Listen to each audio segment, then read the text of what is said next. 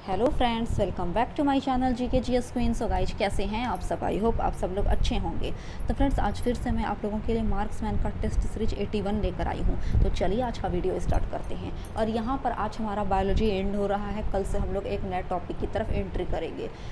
तो आप अगर मेरे चैनल पर नए हैं तो प्लीज़ मेरे चैनल को जाकर विजिट कीजिए। वहाँ पर मैं continuously specially Bihar SI candidates के लिए टेस्ट सीरीज करवा रही हूँ। इसके अलावा आपको मेरे चैनल पर Bihar special and Bihar SI के previous year questions already uploaded मिलेंगे। अगर आप 2021 का घटना चक्र का पूर्वावलोकन भी पढ़ना चाहते हैं तो वो भी आपको मेरे यूट्यूब चैनल पर मिल जाएगा। तो प्लीज़ मेरे यूट्यूब चैनल पर जाइए और अगर वीडियो पसंद आता है तो सब्सक्राइब करना ना भूलें तथा मेरे वीडियोज़ को ज़्यादा से ज़्यादा फैमिली एंड फ्रेंड्स के साथ शेयर भी करें। So let's start it। तो आप वीडियो को पॉज करते हुए आंसर दीजिएगा। तो यहाँ पर से क्वेश्चन नंबर फर्स्ट है कि धान के पौधे उगाने की डैपाग विधि विकसित हुई थी कहाँ? तो option D is correct, Philippines में। और यहाँ पर इस टेस्ट सीरीज में ना फ्रेंड ये मिसलेनियस पर डिपेंड है, बट काफ़ी अच्छे क्वेश्चन यहाँ पर अराइज किए गए हैं, काफ़ी इंपॉर्टेंट है एग्जाम के पॉइंट ऑफ व्यू से। तो आप प्लीज़ इसे स्किप ना करें और बिल्कुल अच्छी तरफ से अपने माइंड में कैप्चर कर लें। तो क्वेश्चन नंबर सेकेंड है कि भारत में विकसित प्रथम बौनी धान की किस्म थी, उस बौनी धान की किस्म को क्या नाम दिया गया? तो ऑप्शन बी इज करेक्ट, यानी जया। तो चलिए, 3 है कि मच्छरों के नियंत्रण हेतु प्रयोग होने वाली कीट भक्षी मछली है, option C is correct, gambusia. Next, तालाबों और कुओं में निम्नलिखित में से किस एक को छोड़ने से मच्छरों को नियंत्रित करने में मदद मिलती है? तो ऑप्शन सी इज करेक्ट, गैम्बुशिया मछली। नेक्स्ट है कि कुट्टू का आटा प्राप्त होता है किससे? तो फैगोपाइरम से कुट्टू का आटा प्राप्त होता है। नेक्स्ट 6 है कि केसर मसाला यानी सैफरन स्पाइस बनाने के लिए पौधे का निम्नलिखित में से कौन सा भाग उपयोग में लाया जाता है? तो इस करेक्ट आंसर है ऑप्शन नंबर डी, यानी स्टिग्मा, जिसे हिंदी में वर्तिकाग्र भी कहते हैं। तो चलिए, 7th है कि पुदीना के निम्नलिखित भागों में से किस एक में तेल का अधिकतम परसेंटेज होता है? तो उसके लिप्स में। नेक्स्ट, धान के खेत से निकलने वाली गैस है उपरोक्त सभी, नाइट्रस ऑक्साइड, मीथेन तथा CO2, ये सब धान की खेत से निकलती हैं ये सब गैसें। तो चलिए आगे बढ़ रहे हैं कि संक्रिय उपरचित असंक्रामकता किसके उत्पादन का परिणाम है? तो option A is correct, antibodies. Next, निम्न में से कौन सी क्रिया स्वेद वाष्पन से संबंधित है? तो ऑप्शन बी इज करेक्ट, ऊष्मा शोषक क्रिया। ये स्वेद वाष्पन से ऊष्मा शोषक क्रिया रिलेटेड है। तो चलिए फ्रेंड, 11th की अगर बात करते हैं तो 11th है कि सुई चुभाने पर निम्नलिखित अंगों में कौन सा दर्द महसूस नहीं करेगा? तो हार्ट। जबकि स्किन, ब्रेन तथा आई, ये तीनों में दर्द होते हैं, बट हार्ट में कोई पेन नहीं होता है सुई चुभाने से। तो चलिए, अगर हम लोग 12th की बात करते हैं कि निम्नलिखित में से किस जंतु में खूर यानी हुप्स नहीं पाए जाते हैं? तो गीदड़ में। नेक्स्ट, फलों के मीठे स्वाद का कारण है due to presence of fructose.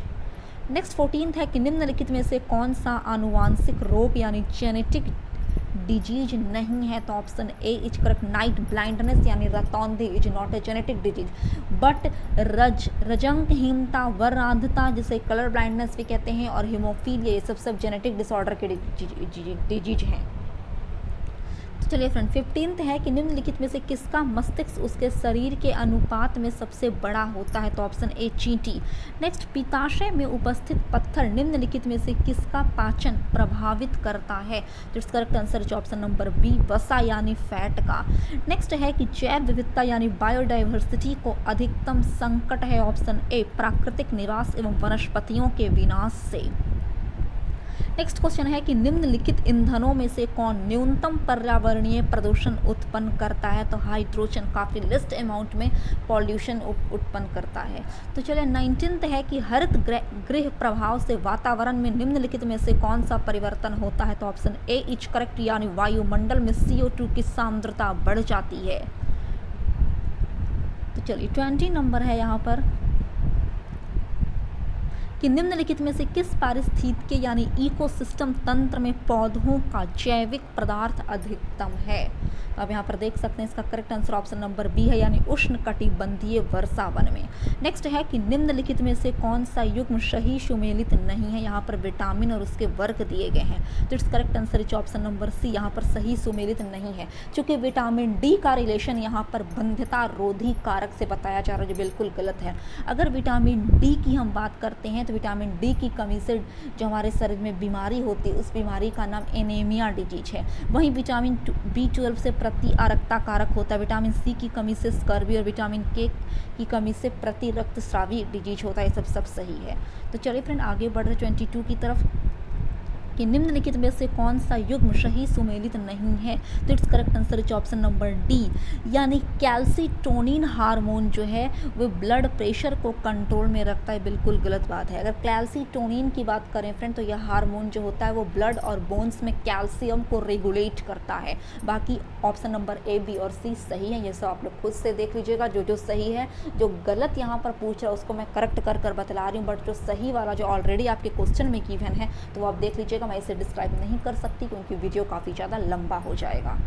तो चलिए 23 यहाँ पर मैच द फॉलोइंग आप देख सकते हैं, पढ़िए और बताइए इसका करेक्ट आंसर। ऑप्शन बी यहाँ पर करेक्ट हो जाएंगे 23 का, यानी पक्षी का रिलेशन ऑरेंथोलॉजी यानी पक्षी का अध्ययन ऑरेंथोलॉजी जो स्टडी है उसके जरिए किया जाता है। वंशागति की अगर बात करें तो जेनेटिक्स, पर्यावरण इकोलॉजी और जीवाश्म पेलीबायोलॉजी। तो चलिए फ्रेंड आगे बढ़ रहे हैं क्वेश्चन नंबर 24 की तरफ कि निम्नलिखित युग्मों में से कौन सुमेलित नहीं है। तो it's correct answer is option number C, यानी पीसी कल्चर लाख का कीड़ा का अध्ययन पीसी कल्चर टेक्निक में नहीं करते। पीसी कल्चर जो स्टडी है उसमें मछली पालन से रिलेटेड है पीसी कल्चर। नेक्स्ट है कि निम्नलिखित में से कौन सी जोड़ी सुमेलित है। तो it's correct answer is option number A, यानी यहाँ पर आप देख सकते हैं लेक्सिकोग्राफी शब्दकोश का संकलन, लेक्सिकोग्राफी को कहते हैं वाकई, तो ये सही है। तो चलिए 26 ही है यहाँ पर मैच द फॉलोइंग आप देख लीजिए और फिर बताइए इसका करेक्ट आंसर। तो 26 correct answer option number B है, यानी उत्परिवर्तन जिसे म्यूटेशन का सिद्धांत कहते हैं। तो यह डी ब्रिज ने दिया था। विकास का सिद्धांत देने वाले चार्ल्स डार्विन, एक जीन एक एंजाइम की परिकल्पना बिडल तथा टैटम तथा ओपेरॉन अवधारणा जैकब और मोनोड। तो चलिए फ्रेंड आगे बढ़े 27 की तरफ कि जीवों के विकास यानी इवोल्यूशन के संदर्भ में निम्नलिखित में से कौन सा उपक्रम सही है। तो ऑप्शन सी इज करेक्ट, यानी सालामेंडर, सालामेंडर के बाद अजगर और अजगर के बाद कंगारू। तो चलिए 28 यहाँ पर कथन और कारण है, पढ़िए और बताइए इसका करेक्ट आंसर। ऑप्शन ए यहाँ पर करेक्ट हो जाएंगे, यानी अगर अमीबा की बात करें तो अमीबा विभंजन द्वारा जनन करता है, क्योंकि अमीबा जो है वो यूनिसेलुलर ऑर्गेनिज्म है, यानी एक कोषीय जीव है और जितने भी यूनिसेलुलर ऑर्गेनिज्म होते हैं फ्रेंड वो अलैंगिक विधियों से ही जनन करते हैं। तो चलिए 29 में हम लोग एंट्री कर रहे हैं कि निम्नलिखित जंतुओं पर विचार कीजिए उपरोक्त में से कौन से स्तनधारी हैं। तो ऑप्शन बी यानी फर्स्ट और थर्ड, समुद्री गाय तथा समुद्री सिंह। नेक्स्ट है कि निम्नांकित में से कौन एक सुमेलित नहीं है। तो ऑप्शन बी, यानी अगर केसर की बात करते हैं तो केसर एक बीज नहीं है। केसर जो होता है ना वो फ्लावर के स्टिग्मा यानी वर्तिकाग्र से प्राप्त होता है। अदरक राइजोम कैटेगरी में आता है। अफीम की डूडी से प्राप्त होता है, संतना से। तो चलिए 31 की तरफ एंट्री कर रहे हैं कि नीचे दिए पौधे और उनके खाद्य भाग के युग्मों में कौन सा सही सुमेलित नहीं है। तो ऑप्शन सी, आलू का रिलेशन यहाँ पर से मूल है, आलू मूल है, ये बिल्कुल गलत बात है। नेक्स्ट यहाँ पर 32 में आप कथन और कारण देख सकते हैं, पढ़िए और बताइए इसका करेक्ट आंसर क्या होगा। तो चलिए 32 का जो करेक्ट आंसर है फ्रेंड वो ऑप्शन नंबर सी है, यानी ए तो सही है बट आर गलत है। आप बैक कर देख लीजिएगा। नेक्स्ट 33 में भी कथन और कारण ही है, तो इसका correct answer option number C है, यानी ए तो सही है बट आर गलत है। ए कह रहा है कि मरुस्थलीय पौधों के जड़ तंत्र काफ़ी लंबे होते हैं, बिल्कुल करेक्ट बात है। क्यों लंबे होती हैं? क्योंकि अगर डेजर्ट मरुस्थल की बात करें तो यहाँ पर वाटर लेवल काफ़ी नीचे रहता है, कम रहता है, जिसकी वजह से जो पौधे की जड़ें रहती हैं वो जल की यानी पानी की तलाश में नीचे चली जाती हैं, ना कि यहाँ पर कारण जो दिया हुआ है वो सही है। तो चलिए 34 की अगर हम लोग बात करते हैं कि निम्नलिखित व्यवसाय में लगे व्यक्तियों में से कौन से व्यक्तियों को अपनी कोशिकाओं के डीएनए में अस्थायी परिवर्तन का खतरा रहता है। तो it's correct answer option number A, यानी केबल 2 एक्सरे टेक्निक के द्वारा। नेक्स्ट है कि निम्नलिखित में से कौन जैव उर्वरक के रूप में प्रयुक्त होता है। तो it's correct answer is option number D, यानी फर्स्ट, सेकंड और थर्ड, एजोला, नील हरित शैवाल तथा अल्फा।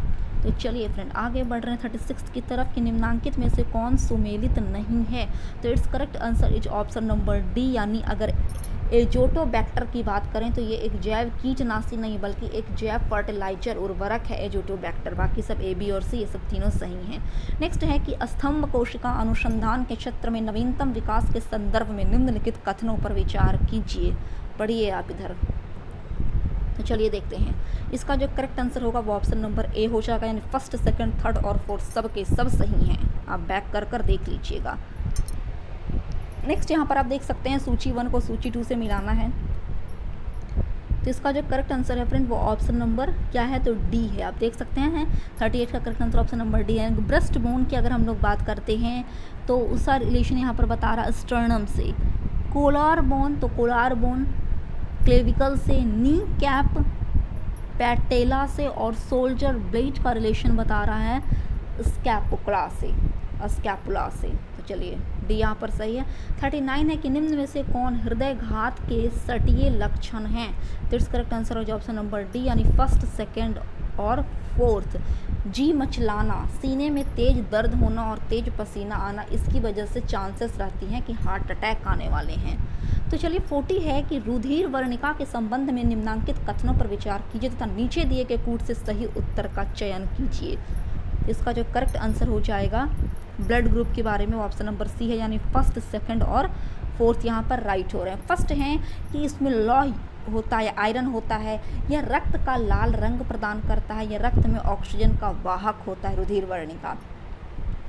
तो चलिए फ्रेंड आगे बढ़ रहे हैं हम लोग क्वेश्चन नंबर 41 की तरफ कि नीचे 4 व्यक्तियों के रक्तदाब यानी ब्लड प्रेशर का वैल्यू दिया हुआ है। आप देख सकते हैं श्रीमती जिसे एक्स से डिनोट किया गया है 90/60 श्री यानी एक्स से, 160/120 श्री यानी वाई से, 120/80 और श्रीमती यानी वाई से 140/100। तो आप बताइए कि निम्नलिखित में से किसका ब्लड प्रेशर नॉर्मल है, तो ऑप्शन डी यानी श्री वाई जो है जिनका ब्लड प्रेशर 180/20 mmHg है उनका ब्लड प्रेशर नॉर्मल। आप देख सकते हैं कि यहाँ पर क्वेश्चन को थोड़ा सा ट्विस्ट किया गया है, घुमाया गया है। हालांकि इस प्रकार से भी क्वेश्चन पूछा जा सकता था कि एक मनुष्य में जो स्वस्थ मनुष्य रहते हैं उनमें नॉर्मल ब्लड प्रेशर कितना होता है, तो 120/80 mmHg, ये सब हम लोग ऑलरेडी प्रीवियस सेट में डिस्कस कर चुके हैं, बट यहाँ पर थोड़ा सा ट्विस्ट किया है। तो अगर आपको कन्फ्यूजन प्रीवियस सेट में ऑलरेडी क्लियर हो चुका होगा तो आप यहाँ पर तो आप चुटकियों से सॉल्व कर सकते थे। नेक्स्ट कथन और कारण है, पढ़िए। इसका जो correct answer option number C है यानी ए तो सही है बट आर गलत है। ए है कि ए बी ब्लड ग्रुप के लोग सार्वभौमिकता प्राप्त करता होते हैं, यानी जो ए बी ब्लड ग्रुप के लोग रहते हैं वो सबसे ब्लड ले सकते हैं ज़रूरत पड़ने पर। कारण यहाँ पर गलत है, कारण आप देख लीजिएगा। नेक्स्ट 43 है कि एक व्यक्ति जिसका ब्लड ग्रुप ए है सड़क दुर्घटना में गंभीर रूप से घायल हो जाता तथा चिकित्सक रक्तदान की सलाह देते हैं, उसके संबंधियों को रक्तदान हेतु कहा जाता है जिनके रक्त समूह यानी ब्लड ग्रुप इस प्रकार है। कौन कौन से ब्लड ग्रुप दे सकते हैं, तो ऑप्शन नंबर डी यानी फर्स्ट, थर्ड और फोर्थ। तो चलिए अगर एक व्यक्ति सपोज डैट कि अगर किसी व्यक्ति का एक्सीडेंट हो गया, उसको ब्लड का जरूरत है, उसका ब्लड ग्रुप ए है, यहाँ पर डिनोट किया हुआ ए है, तो उसको कौन कौन सा ब्लड ग्रुप दे सकता है, तो ब्लड ग्रुप ओ वाला, ब्लड ग्रुप ए वाला और उनकी पुत्री भी जो ब्लड ग्रुप ओ की है वो दे सकती है। Blood A B blood group जो उसका भाई का था या फिर किसी का भी रहे जिसका ब्लड ग्रुप ए बी रहेगा वो उसे ब्लड ग्रुप नहीं देगा ब्लड ग्रुप ए वाले को। नेक्स्ट है कि अज्ञात रुधिर वर्ग का एक व्यक्ति गंभीर रूप से दुर्घटनाग्रस्त हो जाता है और उसे तुरंत ब्लड ट्रांसफ्यूजन की जरूरत पड़ती है। अस्पताल में आसानी से उपलब्ध निम्नलिखित रुधिर वर्गों में से किस एक का रक्त आधान के लिए उपयोग सुरक्षित होगा, तो ऑप्शन ए यहाँ पर ओ ब्लड ग्रुप दिया जाएगा RH फैक्टर नेगेटिव होने के साथ। तो चलिए यहाँ पर 45 है कि एक विवाहित दंपति ने एक बालक को गोद लिया। इसके कुछ वर्ष उपरांत उन्हें जुड़वा पुत्र हुए। दंपति में एक का blood group A B positive और दूसरे का ओ नेगेटिव है। तीनों पुत्रों में से एक का ब्लड ग्रुप ए पॉजिटिव, दूसरे का बी पॉजिटिव और तीसरे का ओ पॉजिटिव है। गोद लिए गए पुत्र का ब्लड ग्रुप कौन सा होगा, ये भी पहले हो चुका है, तो ऑप्शन ए यानी ओ पॉजिटिव होगा। तो चलिए फ्रेंड 46 से है कि हृदयाघात में निम्नलिखित का सही क्रम कौन सा होता है, तो ऑप्शन बी यानी अगर बात करें तो तंतु उत्तक से चकत्ते और कोलेस्ट्रॉल, हृदय धमनियों में रक्त के थक्कों का पहुंचना, वाहिका के आंतरिक द्वार का संकीर्ण हो जाना और रक्त और ऑक्सीजन की अपर्याप्त पूर्ति, और इसी प्रोसेस के तहत हार्ट अटैक हो जाता है, हृदयाघात हो जाता है। तो चलिए 47 की अगर हम लोग बात करते हैं कि मानव शरीर में ऑक्सीजन का अभिगमन होता है, ऑप्शन सी इज करेक्ट यानी सेकंड, फर्स्ट और थर्ड से, यानी फुफ्फुस के द्वारा, रक्त के द्वारा, उसके बाद उत्तक के द्वारा।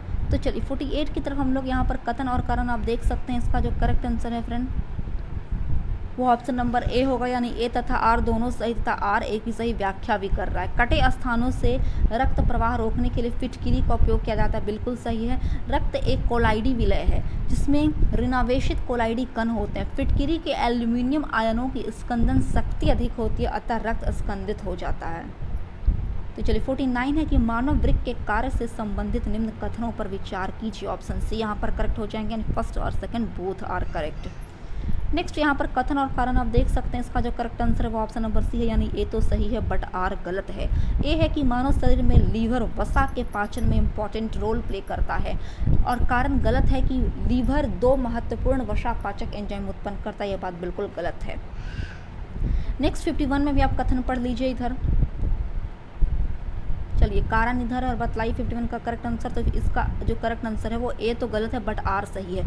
आर है कि अग्नाशय से प्रोटीनों का पाचन करने वाली एंजाइम को क्षुद्रांत्र में छोड़ा जाता है, बिल्कुल सही बात है। चलिए 52 है कि प्रोबायोटिक खाद्य से संबंधित निम्नलिखित कथनों पर विचार कीजिए, कौन से कथन सही हैं। तो ऑप्शन सी यानी फर्स्ट और second both are correct. Probiotic खाद्य में सजीव जीवाणु विद्यमान होते हैं जो मानव के लिए यूजफुल होते हैं। नेक्स्ट है कि प्रोबायोटिक खाद्य अंत्र फ्लोरा के अनुरक्षण में सहायता देता है, बोथ आर राइट। तो चलिए 53 है कि निम्नलिखित में से कौन सा विटामिन एवं उसकी कमी वाला रोग सुमेलित नहीं है। तो इसका correct answer option number D हो जाएगा, यानी रिबोफ्लेविन की अगर बात करें विटामिन की, जिसे जनरली तौर पर विटामिन B2 कहते हैं, उससे बेरी बीमारी नहीं होता है। उससे जो बीमारी होता है उसका नाम है किलोसिस रोग। किस रोग, कौन सा रोग होता है? किलोसिस डिजीज होता है।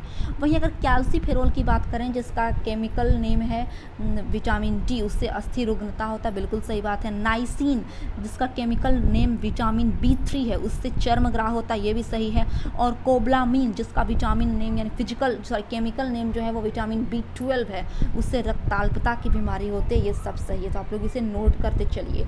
नेक्स्ट है कि निम्नलिखित में से कौन सा युग्म सही सुमेलित नहीं है। तो ऑप्शन नंबर डी, यानी विटामिन के की वजह से बंध्यापन होता नहीं। फ्रेंड विटामिन के की अगर बात करें ना तो विटामिन के ब्लड क्लोटिंग में काफ़ी ज़्यादा इंपॉर्टेंट रोल प्ले करता है।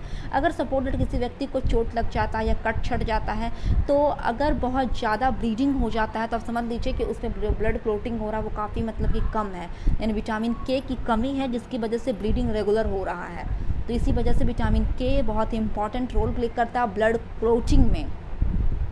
वहीं अगर हम लोग बात करते हैं नियासिन की, तो पैलेग्रा राइट है। थायमिन, बेरी विटामिन डी की कमी से सूखा रोग होता है, ये सब सही है। तो चलिए 55 की अगर हम लोग बात करें, यहाँ पर कथन और कारण आप देख सकते हैं, बतलाइए इसका करेक्ट आंसर। तो ऑप्शन ए यहाँ पर करेक्ट हो जाएगा। नेक्स्ट 56 है, यहाँ पर मैच द फॉलोइंग है। अब रतौंधिया यानी नाइट ब्लाइंडनेस की अगर बात करते हैं विटामिन ए की कमी से होता है। रिकेट्स जो होता है विटामिन डी की कमी से। स्कर्वी जो रोग होती है विटामिन सी की कमी से। और बेरी विटामिन बी की कमी से होता है। तो आप मिलाइएगा तो इसका करेक्ट आंसर भी मैं जस्ट बताइए, ऑप्शन नंबर सी है। तो चलिए नेक्स्ट क्वेश्चन, यहाँ पर रोग और उन्हें उत्पन्न करने वाली कमियां हैं, बतलाइए इसका करेक्ट आंसर। तो 57 का जो करेक्ट आंसर है फ्रेंड वो आप यहाँ पर देख सकते हैं, इसका correct answer option number A है। यानी सूखा जो बीमारी होती है विटामिन डी की कमी से होती है। बेरी विटामिन B1, निशांतता विटामिन ए और स्कर्वी रोग विटामिन सी की कमी से होती है। यहाँ पर 58 यहाँ पर सूची 1 में विटामिन है और सूची 2 में हीनता रोग है, यानी उसकी कमी से कौन सी बीमारी की हीनता हो जाती है। तो चलिए 58 की अगर बात करें तो ऑप्शन बी यहाँ पर करेक्ट हो जाएंगे। यानी रेटिनॉल विटामिन की अगर बात करते हैं तो रेटिनॉल की वजह से नेत्र सूख कर लाल हो जाता है। टोकोफेरॉल की वजह से बंध्यता रोग बीमारी होती है। साइनोकोबाल्मिन से घातक रक्ताल्पता होता है। और पायरिडॉक्सिन से मानसिक की बीमारी, दिमाग की बीमारी होती है। तो चलिए नेक्स्ट बढ़ रहे 59 की तरफ कि मरुस्थल क्षेत्रों में जल ह्रास को रोकने के लिए निम्नलिखित में से कौन से पूर्ण रूपांतरण होते हैं। तो इसका correct answer option number D है, यानी फर्स्ट, सेकंड और थर्ड। कठोर एवं मोमी पर्ण, लघु पर्ण तथा पर्ण की जगह काटें। तो चलिए 60 है यहाँ पर फ्रेंड, आप मैच द फॉलोइंग आप देख सकते हैं, सूची 1 को पढ़िए और सूची 2 यहाँ पर इसका correct answer option number A है। आप बैक कर मिला लीजिएगा।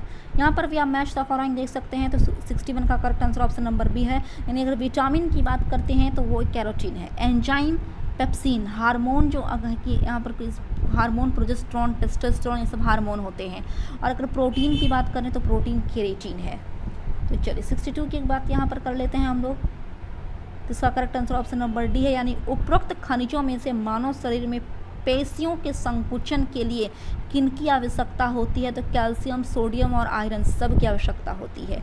नेक्स्ट 63 यहाँ पर भी आप मैच द फॉलोइंग, इसका correct answer option number A है, यानी विटामिन B12 में कौन सा एलिमेंट प्रेजेंट रहता है? तो कोबाल्ट। हीमोग्लोबिन में क्या प्रेजेंट रहता है? तो आयरन। क्लोरोफिल में मैग्नीशियम और पीतल, तांबा। तो चलिए फ्रेंड 64 यहाँ पर भी आप मैच द फॉलोइंग देख लीजिए, सूची 1 सूची 2 से मिलाना है। यहाँ पर अणु है और उपस्थित कौन सा मेटल पाया जाता है तो वो आप देख सकते हैं। इसका जो करेक्ट आंसर है वो ऑप्शन नंबर ए है। अब बैक कर मिला लीजिएगा। नेक्स्ट है 65 की निम्नलिखित पर विचार कीजिए, उपरोक्त में से कौन से पादप रोग फैलाते हैं? तो ऑप्शन डी सब के सब, पक्षी, उड़ती धूल, बहती हवा और वर्षा, ये सब पादप रोग फैलाते हैं। तो चलिए 66 है, यहाँ पर भी मैच द फॉलोइंग, सूची 1 से सूची 2 को मिलाना है। इसका correct answer option number B है, यानी विटामिन B1 की अगर बात करें थायमिन कहते हैं, vitamin B2 riboflavin, vitamin B6 pyridoxine और विटामिन B12 कोबलामाइन। तो चलिए फ्रेंड्स 67 की अगर बात करते हैं कि निम्नलिखित में से कौन सा एक युग्म सही सुमेलित नहीं है? तो ऑप्शन नंबर बी, यानी विटामिन B2 की बात करें तो रिबोफ्लेविन उसे कहा जाता है, ये जो बात है वो गलत है, ठीक है ना। Vitamin B1 retinol, vitamin B1 का केमिकल फार्मूला की अगर बात करते हैं तो थायमिन कहा जाता है, और विटामिन B6 की अगर बात करें तो उसे पायरोडॉक्सिन कहते हैं। विटामिन C की अगर बात करते हैं तो उसे एस्कॉर्बिक कहते हैं। बाकी ये तो विटामिन जो B2 है उसे रिबोफ्लेविन कहते हैं, बिल्कुल सही है, यहाँ पर सही सुमेलित करना था, ठीक है। बाकी जो गलत था मैं आप लोगों को सुधार कर बतला चुकी हूँ। नेक्स्ट क्वेश्चन है कि निम्नलिखित में से कौन सा एलिमेंट सभी प्रोटीनों में विद्यमान होते हैं? तो ऑप्शन डी, यानी फर्स्ट, सेकंड, थर्ड और fourth, carbon, oxygen, hydrogen, nitrogen सब के सब सभी प्रोटीनों में मौजूद रहते हैं। नेक्स्ट 69 है कि बोतल का दूध पीने वाले बच्चों की तुलना में माँ का दूध पीने वाले बच्चों में निम्नलिखित में से कौन से स्पेशल लक्षण दिखते हैं? तो it's correct answer is option number A, यानी फर्स्ट, सेकंड और थर्ड। वह कम मोटा होता है, उसमें रोगों का प्रतिरोध करने की क्षमता अधिक होती है, उसे विटामिन और प्रोटीन अधिक मिलते हैं। तो चलिए फ्रेंड्स 670 की हम लोग बात करते हैं कि निम्नलिखित में से किससे कुपोषण होता है? तो आप यहाँ पर देख लीजिए, इसका जो करेक्ट आंसर हो जाएगा वो ऑप्शन नंबर बी हो जाएगा, यानी सेकंड एवं थर्ड से। नेक्स्ट 71 है कि निम्नलिखित कथनों पर विचार कीजिए, आप पढ़िए इसे। इसका correct answer option number B है। कि कौन से कथन सही हैं? तो फर्स्ट, सेकंड और फोर्थ सही है। फर्स्ट है कि मानव भोजन में फैट अम्लों का एक भाग होना चाहिए। नेक्स्ट, सामान्य भोजन में 75 ग्राम फैट होनी चाहिए। नेक्स्ट, आवश्यक वसा अम्लों की अनुपस्थिति से न्यूनतम रोग उत्पन्न होते हैं, बिल्कुल सही बात है। तो चलिए 72 की तरफ हम लोग एंट्री ले रहे हैं। यहाँ पर कथन और कारण आप देख सकते हैं, सब correct answer option number C है, यानी ए तो सही है बट आर गलत है। ए है कि विटामिन बलवर्धक एलिमेंट है जिसके अच्छे स्वास्थ्य के लिए थोड़ी मात्रा में आवश्यकता होती है। नेक्स्ट है कि विटामिन हानिकारक बैक्टीरिया को मारकर शरीर को स्वस्थ रखने में सहायता करते हैं, बिल्कुल गलत बात है। नेक्स्ट बढ़ रहे हैं यहाँ पर फ्रेंड, मैच द फॉलोइंग, इसका correct answer option number C है, यानी द्राक्षा शर्करा की अगर हम लोग बात करें तो ग्लूकोज, फल शर्करा फ्रक्टोज, दुग्ध शर्करा यानी दूध में जो मिठास होती है वो ड्यू टू लैक्टोज की वजह से होती है, चीनी सुक्रोज और स्टीविया में जो मिठास होती है वो प्राकृतिक स्वीटनर की वजह से होती है, वो मतलब कि ओरिजिनल ही मीठा रहता है।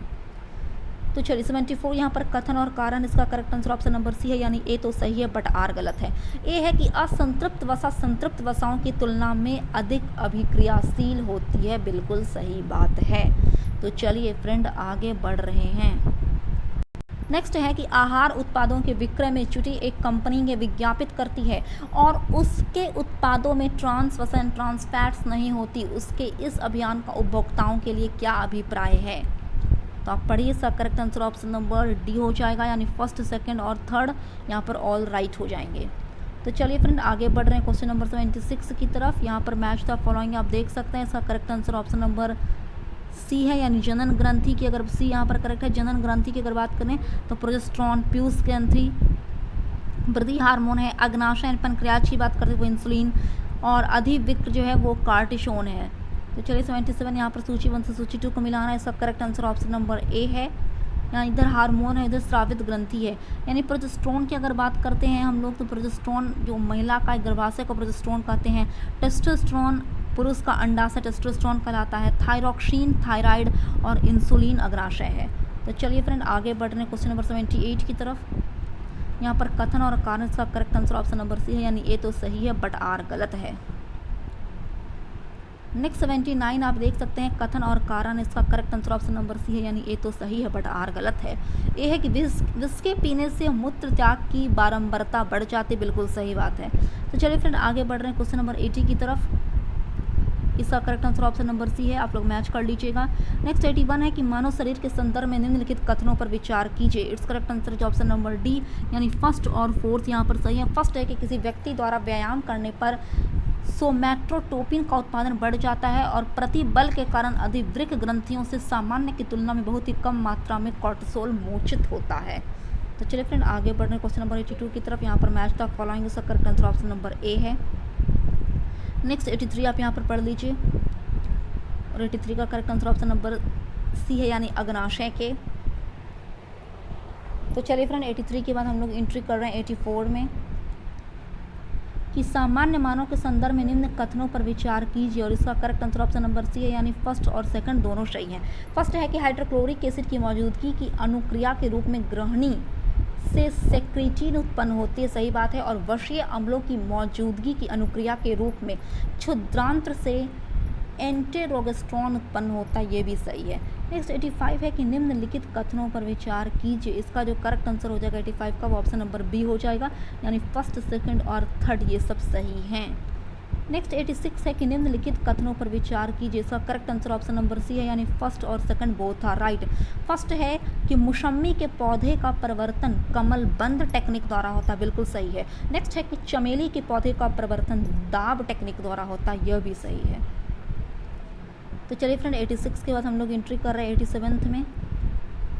आप पढ़िए और बतलाइए इसका करेक्ट आंसर। 87 का correct answer option number A हो जाएगा, कैंसर। नेक्स्ट 88 है कि जैविक रूप से संश्लेषित नैनो कणों का उपयोग एक नई पारिस्थितिकी मित्र टेक्निक है जिसकी कैंसर उपचार में बड़ी संभावनाएं हैं। इस टेक्निक में एक पौधे के निचोड़ का उपयोग करती है। यह पौधा कौन सी है? तो इसका करेक्ट आंसर जो ऑप्शन नंबर बी, यानी पार्थीनियम। उस पौधा का नाम है पार्थीनियम। नेक्स्ट निम्नलिखित कथनों पर विचार कीजिए। इसका correct answer option number B है, यानी केवल थर्ड यहाँ पर सही है। थर्ड है कि त्वचा पित्तिका, नाक से रक्तस्राव डेंगू के कुछ लक्षण हैं, ये बात सही है। तो चलिए फ्रेंड 90 की तरफ हम लोग एंट्री कर रहे हैं कि निम्नलिखित कथनों में से कौन से कथन सही हैं? तो ऑप्शन सी, यानी फर्स्ट और सेकंड सही है। फर्स्ट है कि मानव शरीर में फीमर सबसे लंबी हड्डी यानी अस्थि होती है, सही बात है, और हैजा रोग जीवाणु के द्वारा होता है, यह भी सही है। थर्ड गलत है। थर्ड है कि एथलीट फुट रोग विषाणु के द्वारा नहीं होता, यह कवक के द्वारा होता है एथलीट फुट। नेक्स्ट यहाँ पर मैच द फॉलोइंग आप 91 में देख सकते हैं। इसका करेक्ट आंसर जो हो जाएगा वो ऑप्शन नंबर बी हो जाएगा। आप लोग देख लीजिए, इस ऑप्शन नंबर बी करेक्ट है। नेक्स्ट 92 यहाँ पर भी मैच द फॉलोइंग और 92 का correct answer option number C है फ्रेंड, यानी आर्सेनिक 74। अगर आइसोटोप्स की अगर हम लोग बात करते हैं तो वो ट्यूमर के उपयोग में आता है। कोबाल्ट 60 कैंसर के लिए, आयोडीन 131 थायराइड ग्रंथि के लिए, और सोडियम 24 रक्त व्यतिक्रम के लिए। तो इसका correct answer option number C हो जाएगा 92 का। तो चलिए 93 की तरफ हम एंट्री कर रहे हैं कि निम्नलिखित में से कौन सुमेलित नहीं है? तो ऑप्शन नंबर डी, यानी गोल्ड 198 की बात करते हैं तो रेटिना दोषों के उपचार के लिए, यानी कैंसर के उपचार के लिए ये गोल्ड 198 आइसोटोप्स का यूज किया जाता है। नेक्स्ट आप यहाँ पर 94 देख सकते हैं। इसका जो करेक्ट आंसर है वो ऑप्शन नंबर डी हो जाएगा फ्रेंड, डी। तो आप देख लीजिए, यानी खैरा रोग की अगर बात करते हैं तो जस्ते की मलानता। नेक्स्ट अगर एनीमिया की बात हम लोग करें, एनीमिया की अगर बात करते हैं तो वो लौह की मलानता। ग्वाइटर की अगर बात करते हैं तो आयोडीन की कमी से ग्वाइटर होती है। और स्कर्वी की बात करते हैं तो विटामिन सी की कमी से स्कर्वी बीमारी होती है। इससे पहले भी हो चुका है एक ही क्वेश्चन को आप लोग को मतलब कि कन्फ्यूजन को सॉर्ट आउट करने के लिए बार बार रिपीट किया जा रहा है। नेक्स्ट 95 भी आप यहाँ पर देख सकते हैं। 95 का correct answer option number B है, आप लोग देख लीजिएगा। नेक्स्ट 96 यहाँ पर मैच द फॉलोइंग, और 96 का correct answer option number B है, यानी मलेरिया की अगर बात करें तो रक्त कोशिकाएं। फाइलेरिया की अगर बात करते हैं तो लसिका ग्रंथि। एनसीफाइलिटिस की अगर बात करते हैं तो दिमाग। और ल्यूकीमिया की अगर बात करते हैं तो अस्थि मज्जा को ये सब प्रभावित करती है। तो 96 का जो करेक्ट आंसर है वो ऑप्शन नंबर बी है। नेक्स्ट 97 यहाँ पर भी मैच द फॉलोइंग आप देख सकते हैं, और 97 का correct answer option number B है। यानी अगर बात हम लोग करते हैं मैरेमरा की, ये जो व्याधि है ये होती है प्रोटीन अल्पता से। अगर क्वाशियोर कोर की बात करते हैं तो ये दीर्घकालीन उपवास से होती है। टीबी की अगर बात करें तो ये जीवाणु संक्रमण, और हेपेटाइटिस बी की अगर बात करते हैं तो ये विषाणु संक्रमण। तो चलिए 98 की तरफ हम लोग एंट्री कर रहे हैं फ्रेंड। आप यहाँ पर देख लीजिए 98 कि वायु द्वारा कौन सी बीमारी होती है, तो वायु द्वारा टीबी होती है। पानी के द्वारा हैजा, संपर्क के द्वारा सिफिलिस, और घाव के द्वारा हो जाता है ऑप्शन ए यानी टेटनस। तो चलिए फ्रेंड 98 के बाद हम लोग 99 में एंट्री कर रहे हैं। यहाँ पर भी मैच द फॉलोइंग आप देख सकते हैं, और 99 का जो करेक्ट आंसर है वो ऑप्शन नंबर ए है।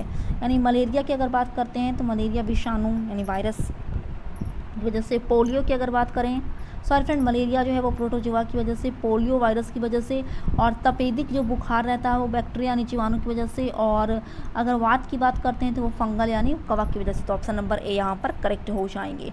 नेक्स्ट और लास्ट क्वेश्चन नंबर 100 भी मैच द फॉलोइंग है, आप लोग देखिए और बतलाइए। इसका correct answer option number D है, यानी प्लेग बीमारी की अगर बात करते हैं तो ये जीवाणु की वजह से होती है।